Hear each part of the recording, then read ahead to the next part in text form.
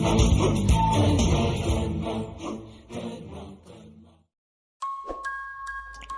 दोस्तों, आज की इस वीडियो में हम लोग बात करेंगे कर्मा एपिसोड 15 के बारे में। तो एपिसोड की शुरुआत में हम लोगों को दिखाया जाता है कि मार्केश मिनाल को पकड़ करके वहीं टीवी शो में ले जा रहा होता है जहां पर लाइव न्यूज़ चल रही होती है। और वो जैसे ही अंदर जाता है वो सबसे पहले चपरासी को मार देता है और फिर जहाँ पर लाइव न्यूज़ चल रही होती है वहाँ पर चला जाता है और उसको गन पॉइंट पर ले करके कहता है कि कहो लाइव में कि कर्मा को कुछ कहना है। एंकर काफ़ी डरी हुई होती है, इसीलिए मार्केश के कहने पर वो ये कहती है कि कर्मा कुछ कहना चाहता है लाइव पर। इसके बाद हम लोग करण को देखते हैं जो कि ये न्यूज़ अपनी टीवी पर देख रहे होते हैं और वो ये देखते हैं कि कर्मा टीवी पर कैसे आ रहा है जबकि मैं तो यहाँ पर हूँ। खैर वो अंदाज़ा लगा लेते हैं कि वो कर्मा नहीं बल्कि मार्केश है, इसीलिए वो काफ़ी गुस्से में खड़े हो जाते हैं और वो कर्मा वाला रूप अपना लेते हैं और उसको मारने के लिए जाने लगते हैं।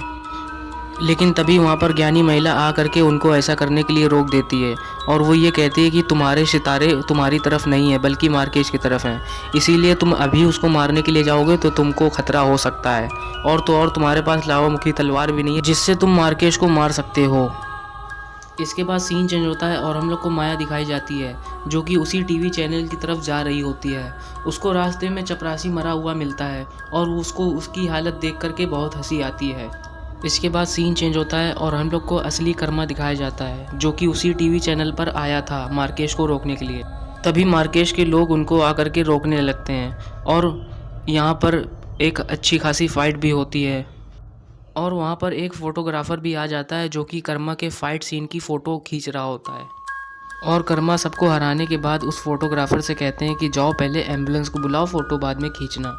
और वो ऐसे ही करता है और वो एम्बुलेंस को बुला देता है जिससे कि मार्केश के जितने भी इंसान होते हैं, जितने भी आदमी होते हैं, वो सबको हॉस्पिटल में पहुंचा दिया जाता है। जब कर्मा टीवी शो के अंदर जाते हैं तो वो ये देखते हैं कि वहाँ पर माया मौजूद होती है और वो ये भी देखते हैं कि वहाँ पर मार्केश भी मौजूद होता है। और मार्केश की बहस होने के बाद हम ये देखते हैं कि उन दोनों में फ़ाइट शुरू हो जाती है और हम ये भी देखते हैं कि मार्केश कर्मा के ऊपर भारी पड़ रहा था क्योंकि सारे सितारे उसकी तरफ थे।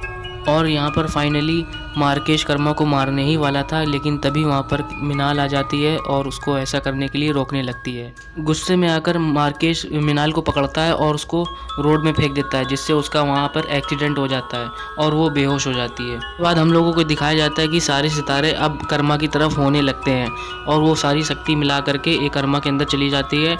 अब हमें ये दिखाया जाता है कि कर्मा मार्केश को बहुत बुरा पीटते। मार खाते खाते मार्केश माया से कहता है कि जाओ मिनाल को किडनैप कर लो और उसको अपने अड्डे पर ले जाओ। मार्केश की ये बात सुनने के बाद वो अपने आदमियों को ऑर्डर देती है कि जाओ मिनाल को उठाओ और अपने अड्डे पर ले जाओ। वहाँ पर कर्मा आता है और सबको मार करके मिनाल को बचा लेता है। इसके बाद हमें दिखाया जाता है माया और मार्केश वहाँ से गायब हो जाते हैं। इसके बाद सीन चेंज होता है और हम लोग को कर्मा दिखाया जाता है जो कि मिनाल को उसी हॉस्पिटल में ले करके आए होते हैं इलाज करवाने के लिए, लेकिन लोग उसको मार्केश समझ करके मारने लगते हैं। वहाँ पर हॉस्पिटल का डॉक्टर आता है और उन लोगों से बताता है कि ये मार्केश नहीं बल्कि कर्मा है क्योंकि मार्केश को लोगों को इसने हॉस्पिटल पहुँचाया है और ऐसे अच्छाई वाले काम मार्केश नहीं कर सकता है, इसीलिए ये हमारा कर्मा ही है। तभी डॉक्टर मिनाल को ले करके चला जाता है इलाज करने के लिए।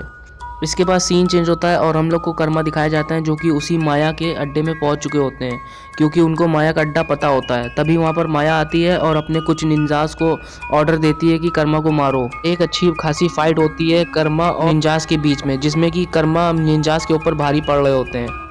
तभी कर्मा ये देखते हैं कि निंजास लड़ने के बजाय एक पेंटिंग की रक्षा कर रहे होते हैं और वो अपने शिक्षण की वजह से ये जान जाते हैं कि उसके पीछे लावामुखी तलवार रखी होती है। खैर सबको अच्छे से पीट करके हराने के बाद आखिरकार वो लावामुखी तलवार हासिल कर लेते हैं और मार्केश के पीछे पड़ जाते हैं। तभी मार्केश वहाँ से भागने लगता है और तभी वहाँ पे माया आती है और माया कहती है मार्केश से कि तुम्हें अपने दुश्मन को पीठ नहीं दिखानी चाहिए। तभी मार्केश दोबारा उनसे लड़ने के लिए जाता है और यहाँ पर हम दोनों की फ़ाइट एक बार फिर से देखते हैं। और तो और वहाँ पर मीडिया वाले भी आ जाते हैं जो कि न्यूज़ चैनल पर ये चीज़ें सारी रिकॉर्ड हो रही होती हैं। लड़ाई करते करते वो दोनों लोग फैक्ट्री में पहुंच जाते हैं और उसकी छत पर दोनों लोग चढ़ जाते हैं और यहाँ पर फाइनली कर्मा मार्केश को मार देता है तलवार जिससे कि वो अपने असली रूप में आ जाता है और वहीं पे गिर के मर जाता है। माया कर्मा से कहती है कि तुमने मेरे मालिक मार्केश को मार दिया और मैं तुमसे इस चीज़ का बदला लेकर रहूँगी। ये कहकर वो वहाँ से गायब हो जाती है। इसके बाद सीन चेंज होता है और हम लोग को मिनाल दिखाई जाती है जो कि करण से गुस्सा होती है क्योंकि वो हॉस्पिटल में थी, लेकिन करण उससे मिलने के लिए नहीं आते। अगले दिन जब दोनों लोग अपने ऑफिस में जाते हैं तो जो न्यूज़पेपर का एडिटर होता है वो करण को जॉब से निकाल देता है क्योंकि उनके पास एको तस्वीर नहीं होती है कल रात के इंसिडेंट के बारे में। वो न्यूज़पेपर का एडिटर उसी बंदे को रख लेता है जॉब पर जो कि उस दिन कर्मा और मार्केश की फ़ोटो खींच के लाया हुआ होता है, और यहाँ पर करण हो जाते हैं जॉबलेस। इसके बाद सीन चेंज होता है और हम लोग को करण और करण का दोस्त दिखाया जाता है जो कि करण उससे सारी दिक्कतें बता रहे होते हैं, तो करण का दोस्त उसको एक जगह जॉब पे लगवा देता है। दोस्तों इसके बाद हम लोगों को दिखाया जाता है जो जॉब का ओनर होता है वो करण को सारे कामों के बारे में बता रहा होता है। इसका मतलब ये कि करण को अब जॉब मिल चुकी थी।